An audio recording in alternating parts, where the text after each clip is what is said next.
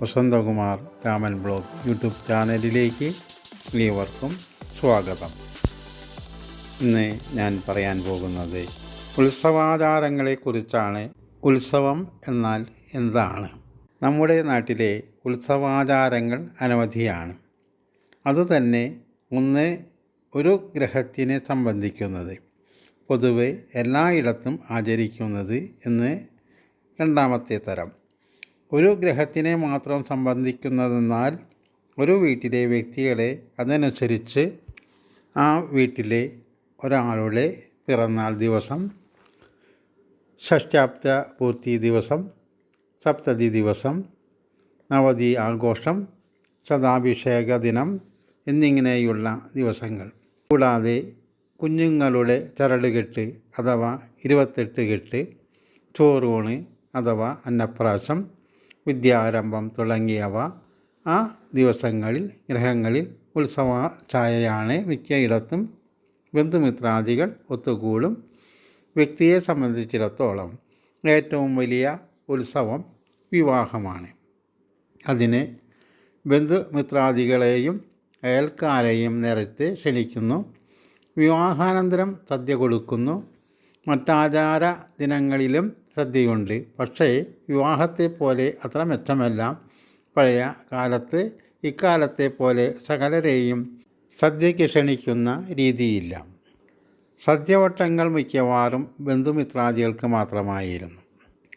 മറ്റുള്ളവർക്ക് വെറ്റിലപ്പാക്ക് കൊടുത്ത് വിടുന്ന സമ്പ്രദായമായിരുന്നു ഉണ്ടായിരുന്നത്. പൊന്നുകൊടുക്കൽ ഇന്നത്തെ പോലെ നിർബന്ധമല്ലായിരുന്നു. കുലവും സ്വഭാവവുമാണ് പ്രത്യേകം നോക്കുക. ഇന്ന് കാലം മാറി. വിവാഹം ഒരു ഭാരിച്ച ചെലവായി തീർന്നിരിക്കുന്നു. ക്ഷണക്കത്തടിക്കുക, അതയക്കുക, വേണ്ടപ്പെട്ടവരെ പോയി വിളിക്കുക, വസ്ത്രമെടുക്കുക, സദ്യ കൊടുക്കുക, പടമെടുക്കുക, അത് കാസറ്റായും ആൽബമായും എടുക്കുക, പിന്നെ സ്വർണം വാങ്ങുക. നോക്കണേ ചെലവിൻ്റെ ഒരു പോക്ക്.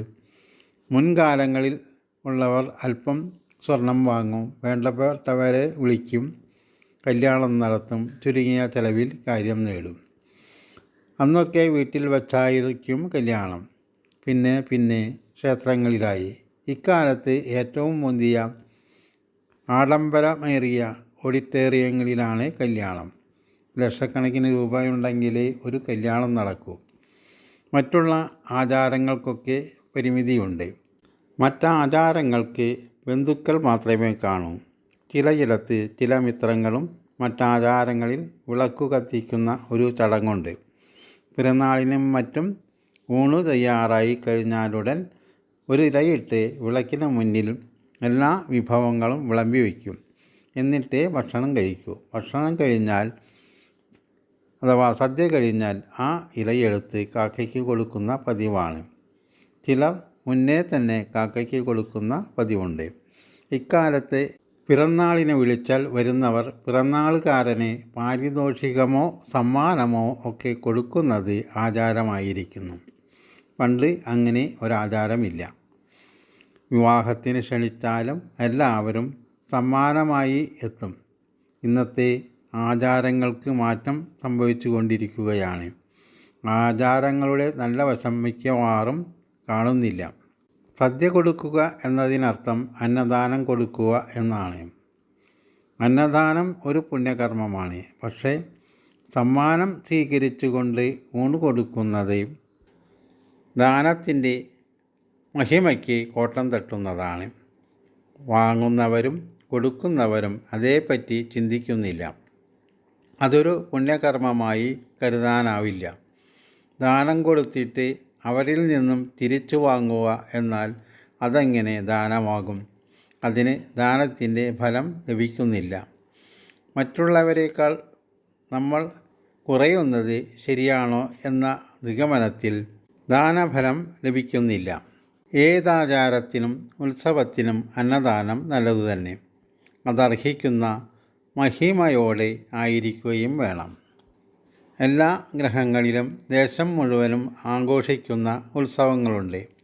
ഓണം അവയിൽ ഏറ്റവും പ്രധാനമാണ്. ഓണം ഒരു ദേശീയ ഉത്സവം തന്നെയാണ്. എല്ലാവരും ഓണം ആഘോഷിക്കുന്നുണ്ട്. ചിങ്ങമാസത്തിൽ തിരുവോണത്തിന് മഹാബലി ചക്രവർത്തി ഓർമ്മ പുതുക്കാനും തൻ്റെ പ്രജകളെ കാണുന്നതിനുമായി വരുന്നുണ്ട് എന്നാണ് സങ്കല്പം. മഹാബലിയുടെ കാലത്ത് ജനങ്ങൾക്ക് സുഭിക്ഷമായിരുന്നു. അക്കാലം പൊതുവെ നല്ല കാലമായിരുന്നു. അതുപോലെ തന്നെ ഇന്നും ജനങ്ങൾ സുഭിക്ഷമായി കഴിയുന്നു എന്ന ധാരണ അദ്ദേഹത്തിനുണ്ടാകാനായിരിക്കാം ഓണക്കാലം സുഭിക്ഷമായി ആളുകൾ ആഘോഷിക്കുന്നത്. ഇന്നത്തെ പോലെയുള്ള ദുഃഖവും ദുരിതവും കണ്ട് മഹാബലി സങ്കടപ്പെടേണ്ട എന്നായിരിക്കും ജനങ്ങൾ കരുതുക. ഏതായാലും ഓണം സുഭിക്ഷതയുടെ ദിനങ്ങൾ തന്നെ. ചിങ്ങമാസത്തിൽ അത്തം മുതൽ 10 ദിവസം പൂവിടൽ എന്നൊരു ചടങ്ങുണ്ട്. പെൺകുട്ടികളാണ് മിക്കവാറും പൂവിടുന്നത്. 10 ദിവസം പ്രഭാതത്തിൽ കുളിച്ചു വന്ന് വീടിന് മുൻവശത്ത് അറവാതുക്കൽ അഥവാ പ്രധാന വാതുക്കൽ നേരെ ചാണകം കൊണ്ട് വട്ടത്തിൽ മെഴുകി അതിൻ്റെ തലയ്ക്കൽ നിലവിളക്ക് കൊളുത്തിവെക്കും. പിന്നെ അതിൻ്റെ മധ്യഭാഗത്ത് സൂര്യനെ ധ്യാനിച്ച് തുമ്പക്കുളം പൂ സഹിതം ഇട്ട് പൂജിക്കും. അതുകഴിഞ്ഞ് കുടകുത്തും. സാധാരണ നമ്മൾ ഉപയോഗിക്കുന്ന ചീരക്കുടയൊന്നുമല്ല. ഈർക്കിലിൽ പൂ കോർത്ത് അതിൻ്റെ ഏറ്റവും മുകളിൽ വലിയ വിടർന്ന പൂ കോർത്ത് അതാണ് കുടയായി കുത്തുന്നത്. അതിന് ചുറ്റും പൂക്കളിട്ട് പൂജിക്കും. അതിനുശേഷം പൂക്കൾ ഓരോന്നായി ചുറ്റിനും നിരത്തി വയ്ക്കും. പലതരം പൂക്കൾ ആയിരിക്കും അങ്ങനെ നിരത്തി വയ്ക്കുന്നത്. അന്നം വയ്ക്കുക എന്നാണ് പറയുന്നത്. കൂടെ തന്നെ 3, 5, 7 എന്നീ ക്രമത്തിൽ കുട കുത്തും. നല്ല ഭംഗിയാണ് കാണാൻ. ഓരോ ദിവസം കൂടുന്തോറും കുടയ്ക്ക് വലുപ്പം കൂടും. കുടകളുടെ എണ്ണവും കൂടും. 9 ദിവസം ഇതുപോലെ തന്നെ പൂക്കളം ഒരുക്കുന്നു. ഉത്രാടം രാത്രിയിൽ തുമ്പാണി വൃത്തിയാക്കി വലിയ കുട ഒരുക്കി വയ്ക്കും. അന്ന് പിണ്ടി കൊണ്ടുവന്ന് കുഴിച്ചിട്ട് അതിനു മുകളിൽ വശങ്ങളിലുമൊക്കെ കുട ചൂടത്തക്കവണ്ണം കുട ഒരുക്കി വയ്ക്കും. പിണ്ടിയുടെ ചുറ്റും കുരുത്തോല കൊണ്ട് മത്തങ്ങ പോലെ ഭംഗിയായി കുത്തിവയ്ക്കും. തിരുവോണ ദിവസം പുലരുന്നതിന് മുൻപ് ഉത്രാട ദിനം രാത്രി 4-ാം യാമത്തിൽ അഥവാ 3 മണിക്ക് ശേഷം പൂമാറ്റ് അഥവാ ഓണം കൊള്ളുന്നയാൾ വെളുപ്പിന് തന്നെ കുളിച്ച് കളം പൂജിച്ച് ധാരാളം പൂക്കളും തുമ്പക്കുളവും പിണ്ടി നാട്ടിയിരിക്കുന്നതിന് ചുറ്റും ഇട്ടും നേരത്തെ തയ്യാറാക്കി വെച്ചിരിക്കുന്ന പൂവടകൾ, ഉപ്പ് ചേർക്കാത്ത അട പൂക്കളുടെ ഇടയിൽ വയ്ക്കും. ആ പൂക്കളം മുതൽ ഗ്രഹത്തിൻ്റെ പടി വരെ ചെറിയ 10 പൂക്കളം ഉണ്ടായിരിക്കും. പ്രധാന പൂക്കളം മുതൽ എല്ലാ കളത്തിലും പൂവിടൽ നടക്കും. കുരവയും ആർപ്പും വിളികളുമൊക്കെ ഉണ്ടാകും. പിന്നെ ഒരാൺകുട്ടി ഒരമ്പും വില്ലും ഉണ്ടാക്കി പ്രധാന പൂക്കളത്തിൽ അമ്പ് ചെയ്യും. അതിനുശേഷം പൂക്കളത്തിന് മൂടിക്കൂട്ടും. പൂവട പ്രസാദമായി വന്നവർക്കെല്ലാം കൊടുക്കും. തൃക്കാക്കരയപ്പനെ വരവേൽക്കാനാണ് ഈ കർമ്മമെന്ന് പറയുന്നുണ്ട്. വിശ്വാസമെന്തായാലും പൂവിടൽ ആചാരം നടക്കുന്നുണ്ട്. ഇക്കാലത്ത് സർക്കാർ മേഖലകളിൽ പൂക്കളം നിർമ്മിക്കൽ നടക്കുന്നുണ്ട്. പൂക്കള മത്സരം വരെയുണ്ട്. നേരം പുലരുന്നതിന് മുമ്പ് തന്നെ പൂമാറ്റൽ ചടങ്ങ് തീർന്നിരിക്കണമെന്നാണ്. അതിന് അഷ്ടമംഗല്യവും വിളക്കും. അതിന് ചങ്ങലവട്ടയാണ് ഉപയോഗിക്കുന്നത്. പ്രധാന കളത്തിന് മുന്നിൽ നിലവിളക്ക് കൊളുത്തിവെക്കും. പ്രധാന കളത്തിൽ നിന്നും മറ്റു കളങ്ങളിലേക്ക് പോകുമ്പോൾ അഷ്ടമംഗല്യവും വിളക്കും എടുക്കണം. പൂമാറ്റൽ കഴിഞ്ഞാൽ നിലവിളക്ക് അകത്തേക്കെടുക്കാം. ഉച്ച ഊണ് കഴിയുന്നതുവരെ വിളക്കണയ്ക്കാൻ പാടില്ല. ഉച്ചയ്ക്ക് നാക്കില വിളക്കിന് മുന്നിലിട്ട് സർവ്വ വിഭവങ്ങളും അതിൽ വിളമ്പിയിട്ട് എല്ലാവർക്കും ഇലയിടും. പൂവിടലും പൂമാറ്റലും ചടങ്ങുകൾ വളരെ ഇമ്പമുള്ള നല്ല ചടങ്ങുകളാണ്. പൂമാറ്റൽ കഴിഞ്ഞ് എല്ലാവരും ക്ഷേത്ര ദർശനം നടത്തുന്നു. അന്ന് ഓണക്കോടി ഉടുത്താണ് ദർശനത്തിന് പോകുക. ഓണക്കോടി വാങ്ങലും കൊടുക്കലും ഒരു പ്രധാന ചടങ്ങാണ്. വലിയ ഗൃഹസ്ഥനാണെങ്കിൽ അടിയാന്മാർക്കും വേലക്കാർക്കും മറ്റും ഓണക്കോടി കൊടുക്കുന്നുണ്ട്. അത് ഒരു ആചാരമാണ്. തലേ ദിവസം തന്നെ 4 കൂട്ടം ഉപ്പിലിട്ട് അഥവാ അച്ചാറ്, ഇഞ്ചി, മാങ്ങ, നാരങ്ങ, മുളക്, 4 കൂട്ടം വറുത്തുപ്പേരി, ഏത്തയ്ക്ക, ചേന, ചേമ്പ്, കപ്പ എല്ലാം ഉണ്ടാക്കിയിരിക്കും.